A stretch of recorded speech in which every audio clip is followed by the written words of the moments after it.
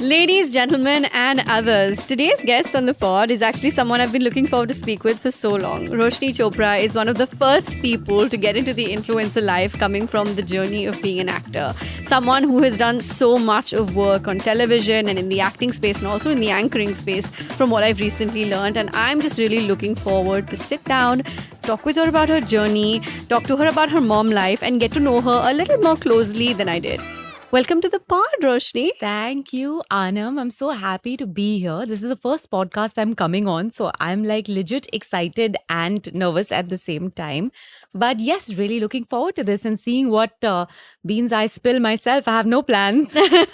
And, I think the idea is just to be as open and as honest and discover things about myself too, hopefully, via your interrogations and inquisitions.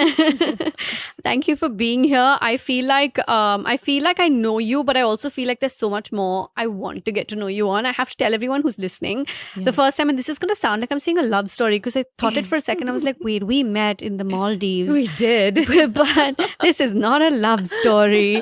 We met because we were on a brand trip together. Yes. We were in the Maldives 2019 December. Just before COVID. Yeah. Oh my God. Yeah. Just before COVID. Little did we know what we were headed for. We had no clue. And we had such a gala time. We were in a very small setup. It was a small set of influencers. It was a small group. Yeah. But it was such a nice time. And I knew at that point that I had met someone who was just so nice and chill and someone that I could sit back and have a conversation with. So I'm really looking to dive into that side of you today. Thanks so much. Yeah, the Maldives was amazing. And, one of the perks of, I guess, being in this content creation business is that you get to go to the most unbelievable places and have the most unbelievable experiences. And meet the most unbelievable people. How sweet. Thank you. I feel the same. But tell me more about, like you said, perks about being on the influencer side of things, right? You're one of the first people, I feel internationally, I still do follow Shay Mitchell so closely. One of the first actors, I'd say, to go onto the influencer space, start her YouTube channel, be as regular as she was on Instagram, and really create content. Yeah. And I feel like in India, when I look at the landscape of actors who, I won't say switched, because I do feel like they kind of go hand in hand, but to adapt as well as they did, your name definitely comes to my mind because I feel like you took to it so well and you still retain a sense of you on the feed, which is so important. How has that transition been for you, going from actor, maintaining that for a while, and of course now I feel like you're full-fledged influencer and acing your game at it? Well, thanks firstly for all those lovely things that you said. For me, acting I've always been a person who just loves communicating with people and being connected to people and kind of like being tuned into the zeitgeist. I love feeling that, I know what's happening, or what's relevant to me is relevant to so many other people. I love that collective consciousness feeling. At heart, I always say that I'm just an artist and I'm looking for that connection. Acting was amazing. It happened to me by chance. I wasn't really openly looking for it. I had done my master's in media at the University of Leeds, and I came back and I got a job. I'm come from Delhi, so I got a job in Delhi with a liquor company as a marketing, person in their marketing team. And I was looking at luxury brand marketing for their premium whiskeys and wines. And that was a very exciting space for me. And I used to do theater side by side. So, somewhere in a play, I got spotted by Charu Sharma, who then said, will you come and anchor this cricket show with us? Because, it's going up on Doordarshan. It's India versus Pakistan. It's a huge series. And Mandira Bedi, who had been doing work with him earlier, was on a contract with Sony. So she couldn't do Doordarshan. So he said, will you come and do it? And I remember speaking to my parents and said, should I do it? And my dad was like, do not embarrass me when you go on the cricket show. Because you know how most Indian dad response ever. Most Indian dad response. So that happened by chance. So I always say that for me, television, acting, and all of the natural, offsprings of that I meddled with, including reality television, including presenting, hosting, comedy circus, Desi Girl, all of that happened to me organically, one after the other, by chance. And then what happened is I became a mom. And I refused to leave my children, my child at that time, my firstborn. I felt this urgent need to be present 24/7 at home and, kind of really nurture my relationship with my son.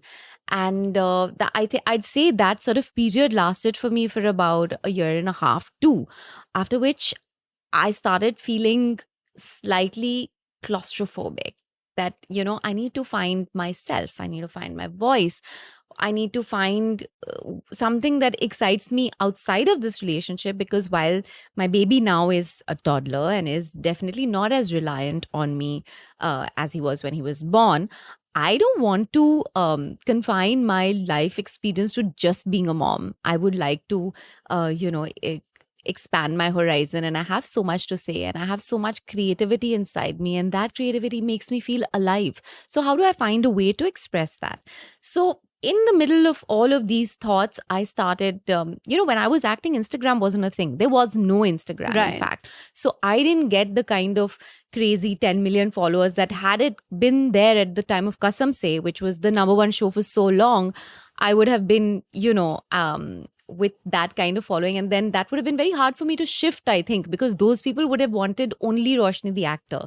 So in a way, I think I got very lucky, because when I started to create content, which was all photo based content, at that time there was no video, it was extremely personal, extremely authentic, extremely passion driven.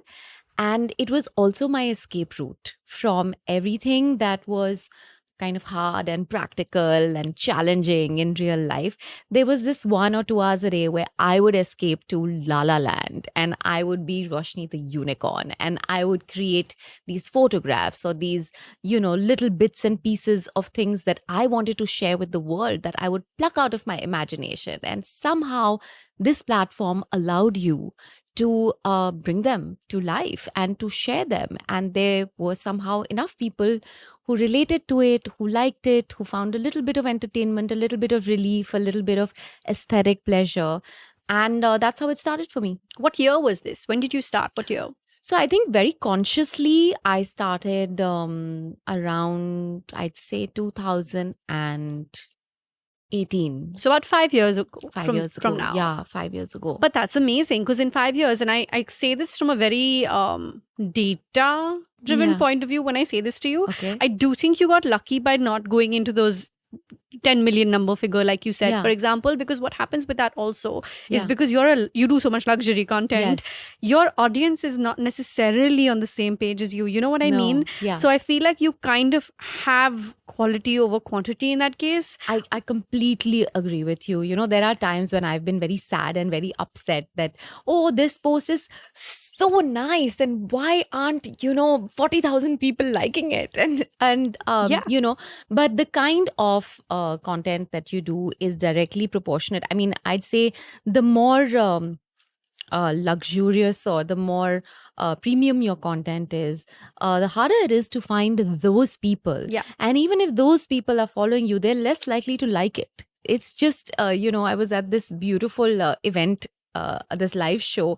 There was a comedian who was speaking, and he was saying, oh, the front people aren't clapping and the back people are clapping a lot. And I think that the audience applause is inversely proportionate to the amount of tax you pay. And I just couldn't stop laughing, because I was like, oh my God, it's so true. But that's actually so well put, even when you look at it in the algorithm side of things, because I feel like the older we grow, our Yeah. audience grows with us. Yeah, absolutely. And they're less likely to make the effort of comment or like. But Yeah. having said that, we'll continue to enjoy the content we're putting out there. Oh my God, absolutely. And every once in a while, when you strike a chord and when it goes, viral, and when there are so many people who connect with you and who come to your page, I mean, there's some unknown gifts of the algorithm when they happen. It's like, oh my God, I woke up on the right side of bed today. It's a relentless job, but it's also super fun. And I think that staying authentic is the battle, as it is in life, as it is in any relationship, as it is in any endeavor that you have. It's like you have to be convinced about what you're doing, and then the rest is just bonus. Yeah. Yeah, I know As what you long as mean. you enjoy, like there's certain things where I know that, okay, there's not going to be a huge number of people who'll relate to this, but I really like it. Yeah. And there may be some people who like it. And so this is my job. It's to be slightly quirky, slightly unexpected, brave for sure, and honest. So I love the qualities you described.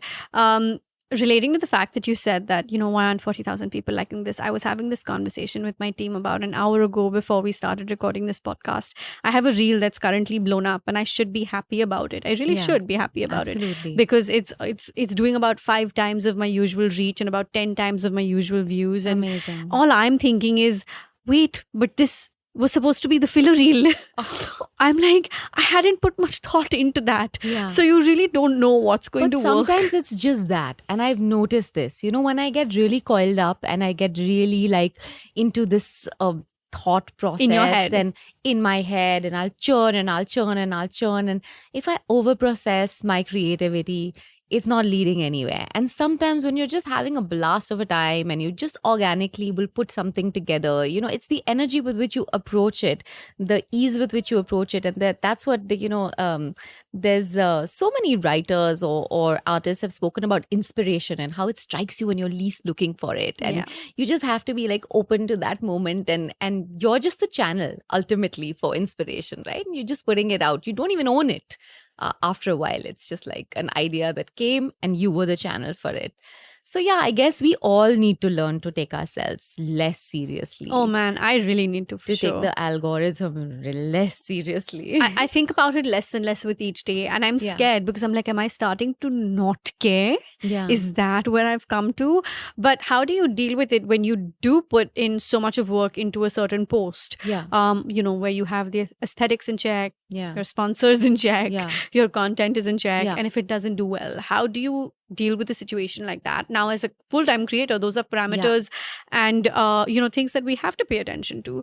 What is your modus operandi in a situation like that? So I think my content is like 80% organic and 20% sponsored. So the only stuff that I really get worried about is the sponsored stuff, because I feel like I owe it to the brand that's working with me to give them a certain number or a certain amount of traction. But so many times, and it's been, fortified by the brands that I've worked with, where they've come back and said, but the quality of people that you've given us, even if a post hasn't, most of the times it does okay, which is great, and I'm thankful for it. But sometimes when it doesn't and you're worrying, there's always a message, or there's always someone who comes around and tells you, but the quality of people that you've given us and the conversions that you've given us are really amazing. And I think the key to that is choosing brands which work for you and not just saying yes to everything left, right, and center. I mean, that's where that authorship comes into play, and you're like, okay, yes, I can make a difference to this. I am convinced. Now I'll share it. Yeah. So that step is very important for me, and I'm okay to lose out on stuff if it doesn't sit right. Yeah, but that's where the idea of sticking to your most authentic self comes into play, right? Because without that, then what is a creator? Yeah, at exactly. the end of the day. I mean, it can get a bit messy if you start comparing yourself to others. That's a toxic hole you don't want to go into. How often are you there? Truthfully. I'd say I'm kind of there maybe once a month. Okay. Mostly when I'm PMSing. I didn't want to say it because that sounded like a stereotype, but I'm usually there when I'm PMSing. Yeah, it's right. It's when you're generally unhappy with everything in life that you start looking for more reasons to be unhappy. A house of cards comes crumbling down. Exactly. And then you're just spiraling down, and then you're just looking at everything that is upsetting you more and more. And I mean, my husband has my period tracker on his phone. So he has this app. So then I will very often message him and say how many days. Wait, you don't have it on your phone? I don't have it on my phone. Oh, that's so sweet. It's a successful relationship secret. It's weird because I have mine on my phone and my husband has mine on his phone, but I still have it as well. No, I don't have it. So I message him saying, how many days away am I? And he'll just be like, 4 days. That is the cutest thing ever. Why do you not have it on your phone? I'm just curious at this point. I'm actually not tech savvy. I don't like all these, track your BP, track your heart rate, track your sleep. Rancid is the opposite of me. He has apps for everything. Yes. I mean, he'll show me stress trackers, he'll show me sleep trackers, he'll show me all kinds. He would get along with Gerard so well. Yeah. So he tracks all of this because he wants to be in the clear. So he wants to know that if she's angry with me, and it's I don't know, but I'm very predictable. I'm generally quite a Zen person. I meditate twice a day. I don't lose my cool. If you ask my kids, they'll also say I don't shout much. But this 1 week is a danger zone. You're so honest and sweet. It's endearing. I'm being honest. Listen, it's, I'm like a person who, if I'm talking, I must be honest. Otherwise, I shall just zip it. No, I appreciate this so much. But I get it. I understand it because that's also usually the week that I'll Yeah. end up feeling like, oh my God, my life is going to the world is dumps. ending. Yes, You yes. just, there's some days you wake up and you just feel like the world is ending. Yeah. And it's no fault of anyone, certainly no fault of your own. And those are the days that you really need to overcome that feeling and climb out of that hole and see the light or find something to hold on to. And those are the tough days, Yeah. and they're there. And we don't necessarily share them on our platforms, or I don't necessarily share them on my platforms because I feel like I don't have anything valuable to say on those days. Maybe after I've been through those days in retrospect, I would like to share my wisdom, but somehow it gets left out. I don't know why. I don't talk about it. But there are days. Do you feel like you know how they say social media is just the highlight reel of everybody's life? Do you Yeah. feel like it is the highlight reel of your life? I feel like many people, including me, are not brave enough to share their darkness. When you are in a dark space, you're not creative at that time, or at least I'm not. Okay, so how do you capture that dark space? So, how do you let someone in? My defense mechanism is to shut off. I shut off from everyone, including people I love, including my friends. I will not speak to them if I'm in a dark space. And, everyone who knows me knows that they generally say that you were named Roshni because you are like the light. You're always happy. Like some people call me a unicorn because I'm genuinely happy most of the time. It's very, very upsetting for most people. It's like, this is unreal. Some friends get irritated with me. But then when I feel like I'm in a dark space, it's very hard for me to communicate at that time. So I close off. Because you're not familiar to it, I'm not familiar to it. which is great. I mean, of I'm course. not, I have not learned or been taught or practiced communicating my feelings at that time. I do have internal processes. I do, I meditate, like I said, a lot. I work out in those times. I move my body a lot. But I don't think that I know the way to share that with me. And maybe the day that I find an eloquent and effective way of sharing my darkness, I think I would be able to break a barrier and succeed even further in my journey as an artist. But I haven't got there yet. No, but I think that's awesome that you're aware and you know that, okay, this is something that I'm yet to get to a point of, and probably someday, because I don't think that everybody has to, and I don't think that everybody must. I just feel like it depends on comfort levels. I think it depends on your sense of familiarity and how much you were willing to let the guard down also. Yeah, it's also like currently, social media has become such an essential fabric of our lives. Mhm. It's almost like everything you're doing, if you aren't documenting it, did it even happen? And that, according to me, is also scary. Because say you're having a wonderful time with someone, there are many times when I will not share that on my gram. In fact, most of my personal life, with my friends or with my children or with my husband, do not make it to the gram and or with my family, because I feel like that's my privacy and that's very important to me. And while I'm very excited to create content about so many other things like, beauty or fashion or whatever, those are things that I want to share with the world. And there are many things that are beautiful and that are amazing, but that I feel like I want to keep them very close to my heart and I want to guard that privacy. Yeah. So I think that, that's a constant balance and a battle that you're fighting as well. But everyone has their own boundaries at the end of the day. Absolutely. Yeah. So I'm so glad to hear that you have yours and you know what you're willing to share. Because Yeah. it's not like we don't see your kids, but we see Yeah. them in a way that you choose to. Yeah. And that's you awesome. barely see them. You Here barely and see there. them. How Yeah. old are they now? 6 and 10. And on a scale of 1 to 10, Yeah. how difficult is it to be a mom and a creator and just a working woman in general? Forget the creator angle, just a person who is as committed to the art. I mean, Okay, if you ask the unicorn Roshni, she's going to tell you it's not difficult at all, because I want to ask every the moment. you, Roshni. But the me Roshni depends on which Roshni is it in this moment. You know Which what I one mean? is it? Which one is it now, today, in this second? Considering my children came back from school in a foul mood today, which is why I was 20 minutes late to here, it is, listen, it's really tough being a woman, firstly, okay? Then it's really tough being a woman who's trying to make a marriage work, who's trying to make the house run, who's particular and, very, very invested in domesticity.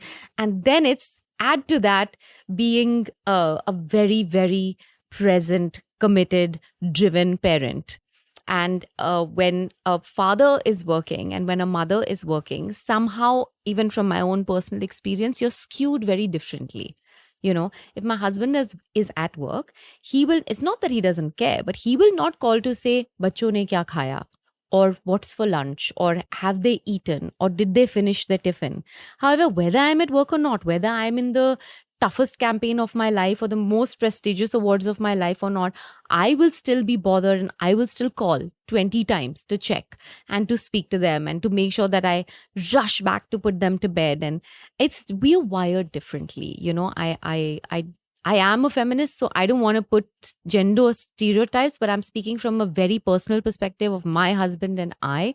And I see that he is, it's much easier for him to, kind of be in one zone when he's working and to not worry about what's happening at home. And I don't have that luxury. Or even if I want to train my brain, I can't. You're not wired like I'm that. not wired like that. So one part of me is always connected to what's happening with my children, where they're at, have they eaten? How did they get scratched? Did they get hurt? Have they finished their homework? Is their uniform ready for tomorrow? Etc., etc. Having said that, I also think that they are my biggest inspiration to work, because I want to create a better future for them, for myself too. But once I had kids, I don't want to generalize again, but once I had children, for me, the meaning of life kind of came to the fore. I was like, okay, this is it. I was made for this. I was made to nurture them. I was made to be the best person I can be for them, and also to be the best person I can be for me. It's a balance. No, I love that you put it like that. I really love that you put it like that, because I feel like, so I have this really close friend. I'm going to give you that example, who is at a very high post at the job that she has and at the company that she works for. And she's a mom and is privileged enough to have full-time domestic help, staff, has, absolutely nothing to ask of. And in a conversation that I was having with her recently, I realized that she truly suffers from mom guilt. Yeah. And she would feel bad about not being present when her child came back home. And that really struck a chord with me, because when I was young, like when I was 5 or 6 years old, and my mom wouldn't be home when I came home, because my mom and dad worked together for many, many years. I felt really bad that my mom wasn't around, and I gave her grief for it. Yeah. As a child, you don't fully understand, like she's at work. Yeah. And I remember in my teens, it was in a completely random situation when I realized that I had been giving my mom a lot of shit as a child, and I had come to realize this in my teens. Yeah. And I remember crying and going to my mom and being like, I'm really sorry, I gave you a lot of shit for that. And then when I saw this whole thing from my friend's lens, I was like, oh my God, mom guilt can catch up on the most feminist of women, because you're programmed and you're so deeply rooted. I mean, all the training, eons and eons of programming. There's so much of unlearning to do that the most feminist of women can sometimes find themselves saying, oh, it's okay if he doesn't think that way, but I am programmed to, so I am. Do your kids come, like, do you have that situation where your kids will come and call you in the middle of you working but may not do that to their dad? No, I think my kids are really, really catered to. I spent 10 years now being present for them. I have no mom guilt. When I leave them and go away on a girls' trip to New York for 5 days, I have no mom guilt, because I have literally given them every ounce of my soul for the foundation years. And I feel that at some point you have to, think of you. And that happens at different, it might happen at 3 months for a new mom. It might happen, it took me, I'd say 8 years. Like, now finally I'm in a space where I'm like, okay, it's all right if I can leave them. I can go out. And it's a very personal thing. It can happen at any time for anyone. But they are extremely respectful of what I do. And they don't intrude or encroach. I shoot at home so much, and they're very used to, the idea that if mom is working, like, this is also her office. We've communicated enough, but I've really spent years and years and so much time, to build this sort of healthy communication between us. So that's where we are at now. But apparently the teenage years are a completely different ball game. So we'll catch up in a few years and I'll tell you how that one's going. We're gonna do a part 2 of this one Yeah. then. I'm so happy to hear you say you don't have any mom guilt. I feel like women need to say those things aloud more No, often. Yeah, you can't. Your mental health, your space, your time is more important. Your child is not going to be happy if the mother's not happy, and they can tell. You can't fake it for them. You can't fake it for anyone, but most of us end up faking it to ourselves. Why? It's not worth it. Yeah. I've seen my own mother suffer because she felt she gave too much to us, and then she felt empty after we had left the house, and it's taken her so many years to just say, look, I want to look after me. And she's now going to be 70. That's too late. I don't want to be that girl. I'm not Yeah. going to be that girl. I don't want to be resentful to my husband either. Yeah. So it's not his job to look after me. It's my job to look after me, and everyone else can just wait. No, you can't when pour they from need an to. empty cup. You can't. Exactly. And I think, we are privileged. We are growing up in a time where women are speaking about this, where you have access to thoughts of strong, powerful, successful women who admit their challenges, who admit their struggles, their journeys, and who inspire you. And that's why I feel that being on a social media platform is so amazing. And that's why I feel this thing happening here between you and I is such a privilege and an honor that we must give it all of our honesty. Many of the things I'm telling you right now, I've never spoken of before. Everyone who just looks from the outside and says, oh yeah, okay, her world looks very perfect. It's not. There are struggles. There are lots and lots of times when, I've been in copious tears and just hated on the world and then pulled myself out of there. But is there hope? Yes. Do you find the light? Yes, you have to. You have to do it. That's how life goes on. I find myself saying this very often, especially when I'm vlogging, because I vlog a lot. Yeah. Never to compare your life to anybody's you see on the internet, Yeah. because you're not seeing the complete picture of absolutely anybody's life. Yeah. Nobody But is. you're an excellent communicator, and I must tell you this, Thank because you. when you share your vulnerabilities, and you have so often, and you've been so real, and it's so raw, and it really moves anyone who's interfacing with that content, me included. I think that's a real power. And I don't have that power because I grew up in a seemingly very, like I was this like perfect child and everything was perfect. And I came first in class and I did singing and dancing and I was the head girl of my school. And so you get into this complex where you're just, even if you're not happy, you have to look happy all the time. But that's because the previous generation thought that was the way to be. That was the way. When we used to get told, Yeah. don't wash your dirty linen in public. And I Yeah. remember the first time I shared something really Yeah. real. It was some vulnerable moment from Yeah. many years ago, probably. And my Yeah. mom was like, why do you talk about that on social? And I was like, Mom, because my life isn't perfect. And I don't want Yeah. anybody watching it to feel like I've got my shit in place, because I really don't. But that's very brave. I think it's so brave to be able to admit the stuff that hurts and to be able to share that. And in some way, when you do that, when we do that, when anyone with a voice on social media does that, they are empowering so many other people to know that, hey, it's okay. It doesn't last forever. Yeah. And it happens to the best of us. Yeah. I think it was Chintan's episode that we had a big discovery on this podcast. Yeah. Chintan, who is one of the cast members of the series Class on Netflix, Right. was on, and we were having this conversation when he mentioned that, the thing is, I've also been very academically inclined, Yeah. have done well, and he Yeah. was mentioning about his academic Yeah. journey, and you just saying this Yeah. also reminded me of that, Yeah. where he said, so because I was so used to doing well and coming in the first, Yeah. few ranks all my Yeah. life, now if I don't do well at something, it kind Yeah. of twists your perception of self. Oh And my I God, could relate really? with that so much, because I was like, wait, Yeah. that's what's been happening, because Yeah. I'm so used to Acing it. acing it at debates and speech and drama, and I would Yeah. dance and I played chess for my schoolhouse and things like Yeah. that. If one thing goes a little askew and I'm like, oh, wait, but am I good Yeah. enough? It like throws your sense of self-worth Yeah. right out the window. But there's nothing like being on social media to bring you back down to reality. Humble you in a Because- second. And I love that about it, in some way or the other, because it just surprises you when you don't expect it, and it'll like totally let you down when you completely are keeping your hopes and your fingers crossed. So I think this complex of this perfection complex, and so many people speak about it, and it's alpha type personalities who always want to get everything bang on, and I relate to that as well. Do you have one of those communities that gives you any negativity in the comments at all? Is that something you have to put up with? Not generally, but when something goes viral, there are all sorts of people who are not following you who will come in and say terrible stuff. And, because of my acting past, people who relate to that part of my life will come in and say, oh, you look so bad now, or not looking the same, or they'll pass like random comments about how I'm looking, or why am I doing this instead of that. And I find it very entertaining that every time a reel goes viral, there's a whole bunch of people who are commenting who have not been following me, who have nothing to do with me, but they're just here. And those are the parts of the unknown gifts of being on an open platform. But I don't take it very seriously at all. Do you ever go back and reply to them and sound them a little bit here and there?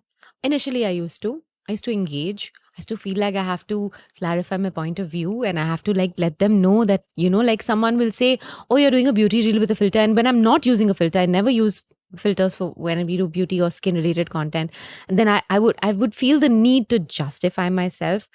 But then I realized that my time is very precious, and that the amount of time I'm taking to respond to this or take it to my heart, I could be doing something better with my time. Yeah.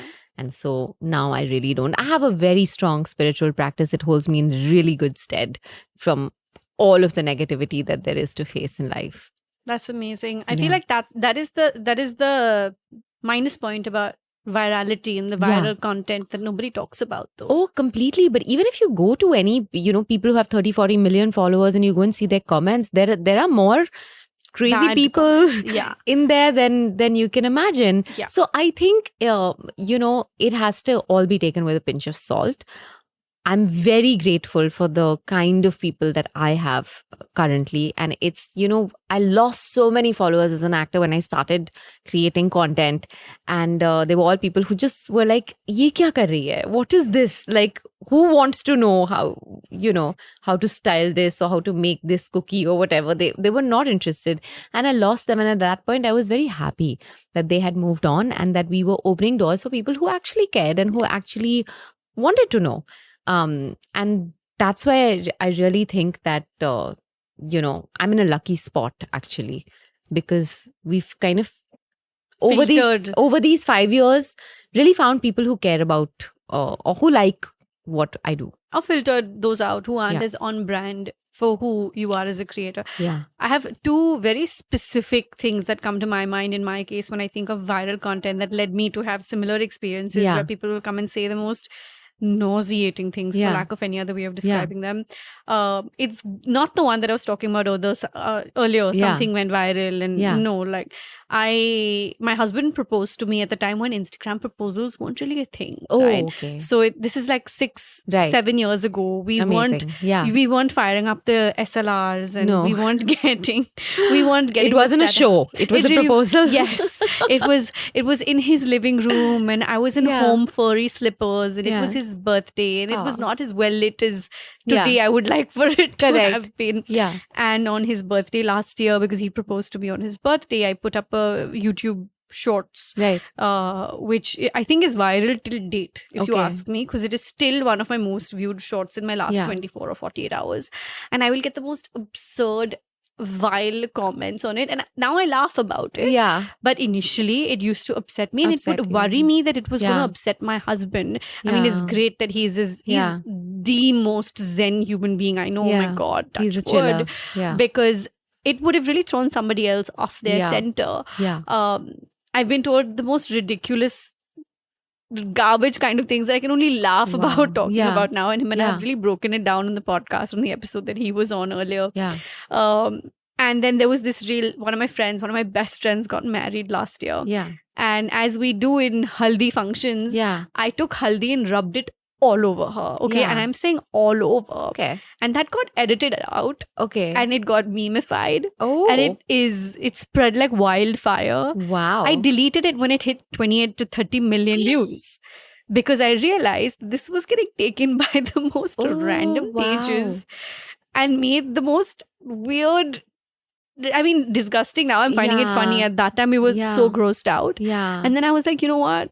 Fuck it. It's happened. You can't do anything. You can't. I think, there should be in the education system now, the way things are progressing and the way we're moving into a digital world, and this is because I have children, I'm constantly thinking about, how are they going to be prepared to deal with this? Yeah. And in tomorrow's day and age, you need to have a social media presence. If whatever you're doing, whether you're whether you're in the creative field or not, but having a social media presence is the equivalent of having a good business card, I feel, for anyone. True. So you need to learn how to navigate all of this, and education needs to change to help younger kids, kind of, because our generation sort of didn't have it and then had it, and we are writing the script for how it's flowing in so many ways, right? Because we were on the brink of change, and their generation is now walking into this is all here. It's an AI world. How are they going to navigate it? So you need to prep them and kind of teach them how to deal with this. It's a tough one. Things that it's okay to comment, things that it's not okay to comment and ask. Yeah. Things that... And what happens if you're in the middle of the cyclone? How do you deal with that? So that's where I think human connection is so important. If you have a few people in your life who you have a real connection with outside of social media, who you wouldn't mind being stranded on an island with, who get you and you get them, that serotonin exchange, that oxytocin love from them, that's so important to keep you going, keep you grounded, remind you what's real. Because ultimately, digital is digital and real is real. And we tend to forget that because the lines are so blurred. Yeah. I think that also when it comes to digital and real, what people forget is that you shouldn't say or do anything on digital that you wouldn't want to acknowledge or would do or say to someone in real. We keep telling our kids, we have this one line: everything you say on the internet is public and permanent. And we say this to our kids all the time. Yeah. So let's, if you send something on a WhatsApp to a friend, it's public and permanent. There is no privacy with, the internet. And you have to be very cognizant of that. Yeah, that's true. So what we do in Slide Into My DMs is I literally ask you to switch on your phone, unlock it, go into your Instagram and tell me the stupidest, shadiest, funniest, lamest, absolutely anything that you think is hilarious and worth sharing. Okay. Because I think our DMs are very entertaining. But I want to tell you that I have the nicest community who doesn't really say stuff to me generally. I don't have any of those really entertaining ones. You haven't got dick pics like some of our other guests, basically. No. Never. No, I've never got those. I've got memes of my photos and people, I've been morphed. I've been morphed into nude also. Oh my God. And then there was this other thing that said that I was into chicks, and my very close friend, a school mom, was forwarded me the article and said it's like aaj ki taza khabar, and I was just like, the wonders of people's imagination. Oh my God. So yeah, they've been no, but I generally don't get, if I look at the last 100 messages, it would be congratulations, beautiful, this is amazing, wow, good luck. That's so hello, nice. Sorry about the emoji. Nothing weird though. Nothing weird is sliding in there apart from these bizarre rumors. I get marriage proposals still. I'm like, I have been married for so long. Wait, do they not realize you're married, or are they just... I take it as a compliment. I'm like, yeah. As you send should. more. Have you ever replied to them for kicks? No, I don't reply to them, but sometimes I'll show Sid, that there are foot fetishists. I have a whole gang of people who is obsessed with my feet for some reason. So I'll just tell Sid, this person has said, I love you. When will you marry me? And how do you feel that they love me? And he's like, yeah, they should. I love you too.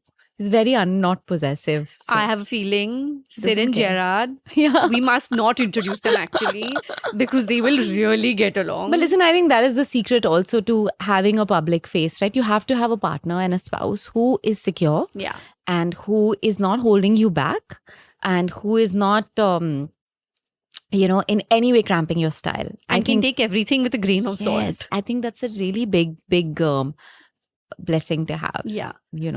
So we had a bunch of people who have obviously shared their DMs with us. Yeah. And we were talking to Aditi. She was actually my first guest in first episode on the pod. Yeah. And she's received the dick pics and, the weirdest and funniest kind of things. And she decided to entertain some of these and reply to them. And it was the funniest little bit ever. Okay. Because her partner took her phone once and one of her Oh. friends took her phone once. I can't even remember. And started replying Wow. for kicks. And it landed up being the most hilarious story ever. Oh. And I feel very motivated since that episode that the next Yeah. time I get somebody who is really You'll doing... play the fool. I will just But be you like, know what "Kab karu I main shaadi get? tumse?" What I get very often and really bothers me, and this will sound weird to you, is I get requests for money. So I get and I get a lot of these that, you know, my family has gone through a really bad time and so is in hospital and this and that, and can you please help pay my kids' school fees? And that, you know, many of these come in, and I feel really like I've been put in a spot at that point. But you can't tell what's because real and I what... don't know, and this is just, you know, somebody I haven't met, and it's so tough, and one part of you really wants to help them and one part of you is like, you can't. So those are the ones that really bother me. This dick pics doesn't bother me, You're like, no. but this is a dharam sankat. Like, should I not? What am I Yeah. supposed to do? You know, this one is a little tough when people share their hardships with you and you are here creating, you know, this La La Land content. That kind of contrast sometimes can really be hard, and you really have to find a way to still stick to creating what people are enjoying and bring that little bit of joy to their lives. Yeah. And you want to do it, you also don't want to get scammed. And I feel like that can be a tricky place to be in. It's tough. Yeah. It's tough. Is there, I feel like a good way to end this episode would be for me to ask you your absolute favorite Yeah. and most least favorite collabs that and you don't have to name the brand for the least Okay. favorite, don't worry. Yeah. That collabs that you have worked on in, like, let's say the last 5-6 years. So one of my, I think, landmark collabs for me, which really brought to the fore my own creativity, was gifting collab with Forest Essentials for Diwali. It was during COVID, and at that time, you know, we were away from everyone we loved, and they gave me all the creative freedom to write the script the way I wanted to and shoot it the way I wanted to, and we created this sort of what is a reflection of my world, and that went very viral and got a lot of, like, you know, people from the industry also saying nice things, and it really struck a chord at that moment. That was, I think, one of my favorite collabs. I don't know why they haven't worked with me after that, because they loved it. Forest Essentials, are you listening? Are you listening? No, but that was definitely a high point with me.